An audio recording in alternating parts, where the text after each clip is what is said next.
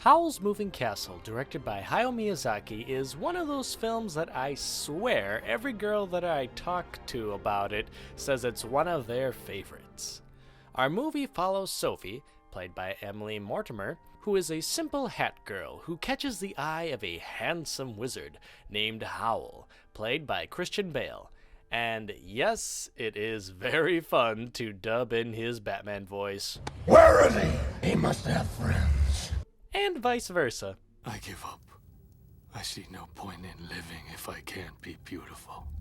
However, Sophie has incurred the wrath of the Witch of the Waste, played by Lauren Bacall, and she curses Sophie to look like a 92-year-old woman. Sophie, now played by Gene Simmons, searches for someone to help her lift the curse, and finds Howl's Moving Castle.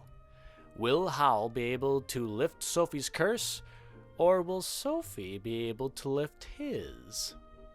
Now, while this film once again shows off the wonderful artwork and animation of Miyazaki and the gorgeous music from Joe Hisaishi, I feel that the story is a bit unfocused. There is a lot going on in this film, I'm sorry. For comparison, both this film and Porco Rosso have a war that is briefly mentioned but not the overall focus. Now in Porco, the war is one we are all very familiar with. And Porco himself is a relatable character in that he has already seen the horrors of war and doesn't want to get involved with another bloodbath. Howl, on the other hand, not only has no real interest in the war, but tries everything in his power to ignore it.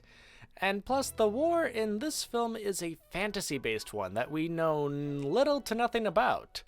And I wish they would have at least explained a little bit more on that front. This is one of those movies where I feel that maybe a part 1, part 2 wouldn't be that bad of an idea. But let's talk about why I think a lot of people enjoy this film. Sophie is a dull and very relatable for the girls watching this film. Gene Simmons just brings out that warm charm to her voice that just makes you want to hug her. Though sadly, this would be Gene Simmons' last cinematic film. But what a way to end off a wonderful career. Great job, Gene.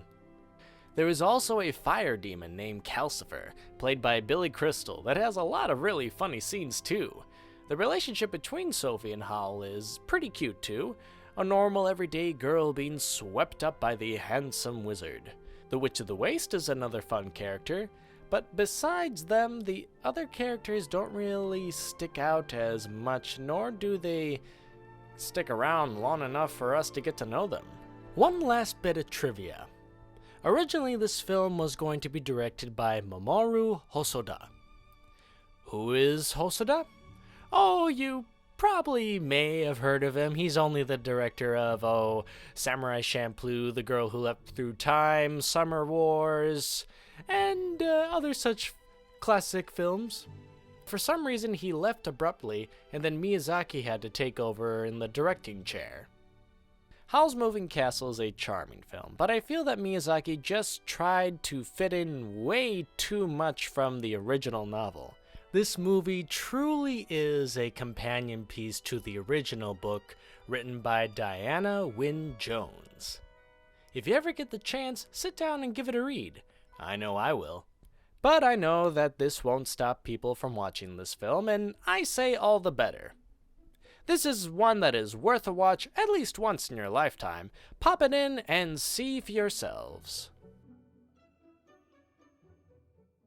And now it's time to play Studio Ghibli, Spot the Pig.